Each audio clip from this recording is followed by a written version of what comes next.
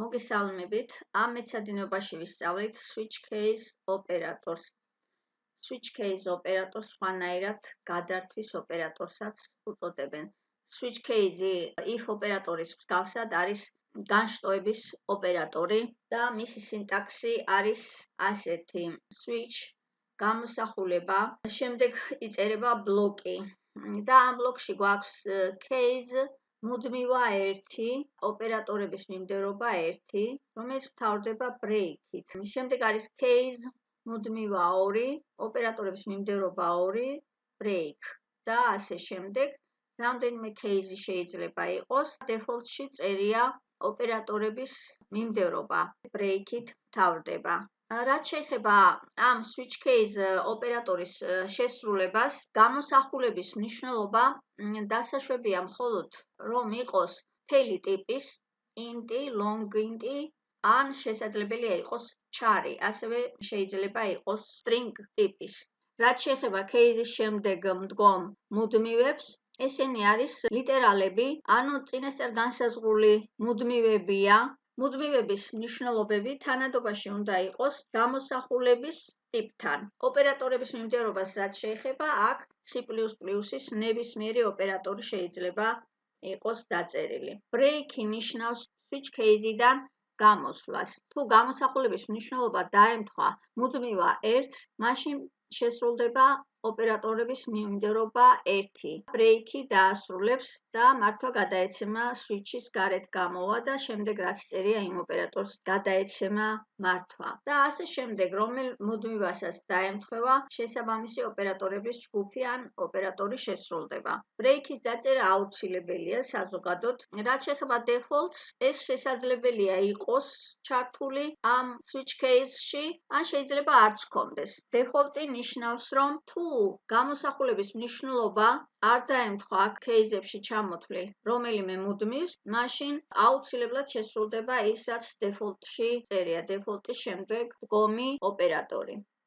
განვიხილოთ ესეთი მაგალითი, ვთქვათ, A არის მთელი ტიპის და უდრის 5-ს. ეს ბრძანება ასეთნაირად შესრულდება. აცვლადის მნიშვნელობა შეედარება აი აქ case-ებში ჩამოთვლილ მუდმივებს და რომელსაც დაემთხვევა შესაბამისად იმ case-ის ოპერატორები შესრულდება. კერძოდ, ამ შემთხვევაში შესრულდება case 5-ის შემდეგ დგომი ოპერატორი და დაიბეჭდება, რომ A არის 5. რადგან აი აქ break-ია, ეს break-ი ამბობს, რომ დაასრულე ეს ოპერატორი, სხვა აღარაფერი განიხილო. შეგვიძლია ეს ნახოთ. A არის 5.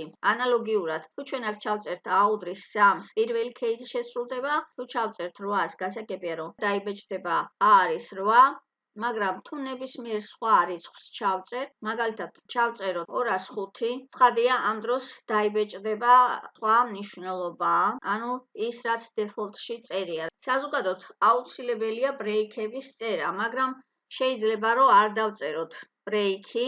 განვიხილოთ ესეთი მაგალითი, ვთქვათ, რაღაცა სიმბოლო გვაქვს char-ში აღწერილი, შეგვაქვს სიმბოლო P და იმის მიხედვით რა სიმბოლოა, ჩვენ ბეჭდავთ. A სიმბოლოს შეტანის შემთხვევაში ბეჭდავთ ავთანდილს, T სიმბოლოს ან F სიმბოლოს შეტანის შემთხვევაში ბეჭდავთ ტარიელი ან ფრიდონი. აი აქ გვაქვს ორი case ერთდროულად და ამ ორ case შეესაბამება ერთი ოპერატორი. ვინაიდან case-ებში ჩამოთვლილია დიდი ასოები, თუ ჩვენ შევიტანთ პატარა ასოს, მაგალითად პატარა A სიმბოლოს, მაშინ ავთანდილი არ დაიბეჭდება, არამედ დაიბეჭდება ის, რაც default-ში წერია. ნახოთ ეს. შევიტანოთ A სიმბოლო, დაიბეჭდება ცხადია ავთანდილი. თუ შევიტანთ მაგალითად F სიმბოლოს, მაშინ დაიბეჭდება ტარიელი ან ფრიდონი. ნებისმიერი სხვა სიმბოლოს შეტანის შემთხვევაში დაიბეჭდება როსტევანი. მაგალითად D სიმბოლოს შევიტანთ, როსტევანი დაიბეჭდება, იმიტომ რომ ის წერია default-ში. მივაქციოთ ყურადღება, რომ default-ის შემდეგ არ წერია break-ი. თუმცა კორექტულობისათვის უკეთესია, რომ მანდაც ეწეროს. მაგრამ ზოგიერთ შემთხვევაში შეიძლება არ დავწეროთ break-ი, აი თქვათ აქ არ დავწერეთ break-ი და ვნახოთ რა მოხდება. ასეთ სიტუაციაში, რადგან აქ break-ი არ წერია, ყველა ის case-ი შესრულდება, ვიდრე არ შეხვდება break ოპერატორი.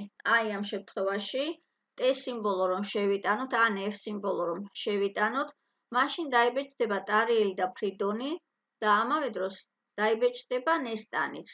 ამის შემდეგ ბრეიქია და ეს ბრეიქი გამოიყვანს უკვე კოდიდან. შევიტანოთ T, დაიბეჭდება ტარიელი ან ფრიდონი, დაიბეჭდა ნესტანიც.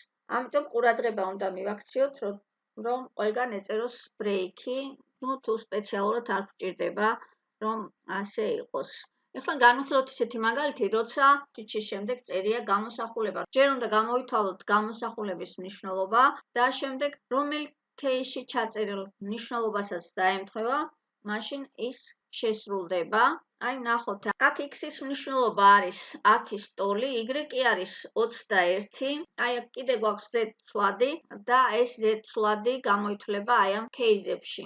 ცხადია, ჯერ უნდა გამოვითვალოთ აი ამ გამოსახულების მნიშვნელობა, რომელიც იქნება 21 გამოკლებული 20 და დამატებული 2 იქნება 3-ის ტოლი, მაშინ სადამე case 3-ში რაც წერია, ის უნდა შესრულდეს.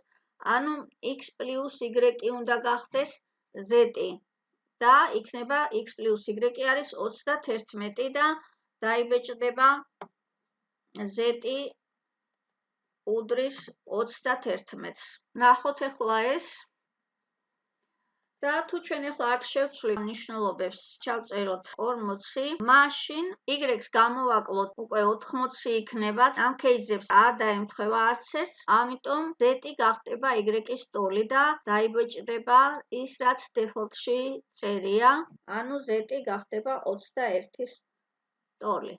ეხლა ესეთი მაგალითი განვიხილოთ. შევადგინოთ პროგრამა, რომელიც თვის ნომრის მიხედვით დაბეჭდავს წელიწადის რომელ დროს ეკუთვნის ეს თვე. სულ გვაქვს 4 სეზონი, თითოეულ სეზონს შეესაბამება 3-3 თვე და უნდა გავითვალისწინოთ რომელ თვე რომელ სეზონში შედის. ინდში აღწეროთ თვის ნომერი, შეგვიძლია შევიტანოთ თვის ნომერი, შემდეგ ჩამოვწეროთ case-ებში მე-12 თვე, პირველი თვე და მეორე თვე ეკუთვნის ზამთარს. მე-3, მე-4, მე-5 არის გაზაფხული, მე-6, მე-7, მე-8 არის ზაფხული, მე-9, მე-10, მე-11 თვე არის შემოდგომა. თუ სხვა ნომერს შევიტანთ, მაშინ ამის შესახებ უნდა გამოვიტანოთ შეტყობინება default-ში, რომ ეს არის არასწორი ნომერი. ნახოთ ახლა ეს, მაგალითად შევიტანოთ 5 მაისი არის და ეს არის მართლაც გაზაფხულის თვე. მაგრამ თუ ჩვენ შეგვეშალა და შევიტანეთ, ვთქვათ, 17, ეს არასწორი ნომერია, ცხადია. და ყურადღება უნდა მივაქციოთ იმას, რომ თუ რომელიმე case-ში მეორდება უკვე ჩაწერილი ნომერი, მაგალითად აი აქ case-ში წერია 12 უკვე და მე აქ კიდე შეცდომით დავწერე 12. ეს დაუშვებელია. აუცილებლად case-ებში უნდა იყოს განსხვავებული რიცხვები. განვიხილოთ კიდევ ერთი მაგალითი. ვთქვათ, მოცემული გვაქვს ორი მთელი რიცხვი x და y და კლავიატურიდან შეგვაქვს არითმეტიკული ოპერაცია. და აი ამ ნიშნის მიხედვით x და y ცვლადს შევკრიბავთ, გამოვაკლებთ, ან გავამრავლებთ ერთმანეთზე, ან გავყოფთ. ჩარში აღწეროთ ნიშანი, გვექნება ორი ცვლადი x და y და მე-3 z შედეგისთვის. შემდეგ შეგვაქვს x და y და უნდა შევიტანოთ ნიშანი, მოქმედების ნიშანი. და switch-ში ვწერთ აი ამ ნიშანს, მივაქციოთ ყურადღება, რომ აქ გვაქვს char ტიპის. და case-ებში შესაბამისად, რადგან ეს char ტიპის არის, უნდა ჩავწეროთ აპოსტროფებში. თუ გვაქვს პლუსი, უნდა შევკრიბოთ, თუ მინუსი გვაქვს, გამოვაკლოთ და z-ს მივანიჭოთ, გამრავლების შემთხვევაში გავამრავლოთ, გაყოფის შემთხვევაში უნდა გავყოთ, ცხადია, მაგრამ აქ აუცილებლად უნდა გავითვალისწინოთ, რომ შესაძლებელია მომხმარებელმა y-ის ნაცვლად შეიტანოს 0-ის ტოლი მნიშვნელობა. 0-ზე გაყოფა დაუშვებელია, ამიტომ აი აქ ეს if ოპერატორი უზრუნველყოფს იმას, რომ თუ y არ უდრის 0-ს, გამოიანგარიშებს z-ს. აქ ჩავამატოთ ბეჭდის ბრძანებაც, რომ დავბეჭდოთ გამოანგარიშებული z. და აი აქაც ჩავამატოთ, მაგრამ რადგან აქ ორი ბრძანება გვაქვს, აქ აუცილებლად ბლოკის ნიშანი დაგვჭირდება. თუ y 0-ის ტოლი იქნება, მაშინ გაყოფის ოპერაცია არ შესრულდება. რადგან აქ x და y ასევე int ტიპის არის, აქ შესრულდება მთელად გაყოფა, თუმცა შეიძლებოდა რომ float ტიპი აგვეღო ესენი. თავარია რომ აი აქ switch-ში არ შეიძლება ეს float ტიპის აღება, ამიტომ მოდით ეს ავიღოთ float ტიპის. ნახოთ ახლა ამის შედეგი. შევიტანოთ x და y, მაგალითად შევიტანოთ 23.5 და 12.7. მეკითხება ნიშანს. მაგალითად შევიტან შეკრებას. z არის 36.2. კვლავ შევიტანოთ x და y, მაგალითად შევიტანოთ 18 და y-ის ნაცვლად შევიტან 0-ს. ნიშანი იყოს გაყოფის ნიშანი. 0-ზე გაყოფა აკრძალულია დაგვიბეჭდა როგორც უნდა ყოფილიყო.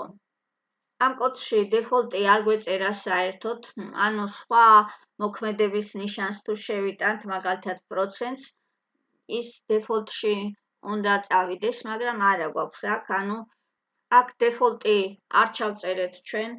შესაძლებელია რომ უბრალოდ ცარიელი დეფოლტი დაწერო. დეფოლტი და 2 წერტილი და ოპერატორის გარეშეა ახლა ეს დეფოლტი. პროგრამა მუშაობს ჩვეულებრივად, თუმცა ეს დეფოლტის არანაირ აუცილებლობას აქ არ წარმოადგენს, თუმცა შეიძლებოდა რომ თქვათ დეფოლტში ჩაგვეწერა რომ არასწორი ნიშანია, მაგალითად თუ შეტანილი სიმბოლო არ იქნება ამ 4 სიმბოლოდან ერთ-ერთი. ნახოთ მართლაც ეს და მაგალითად შევიტანოთ რიცხვები და თქვათ ნიშანი დავეჭდავს რომ არასწორი ნიშანია. მადლობა რომ უყურეთ ვიდეოს. შეკითხვები შეგიძლიათ დაწეროთ კომენტარებში. თუ თქვენთვის საინტერესო იყო ვიდეო, მოიწონეთ და გამოიწერეთ ჩემი არხი.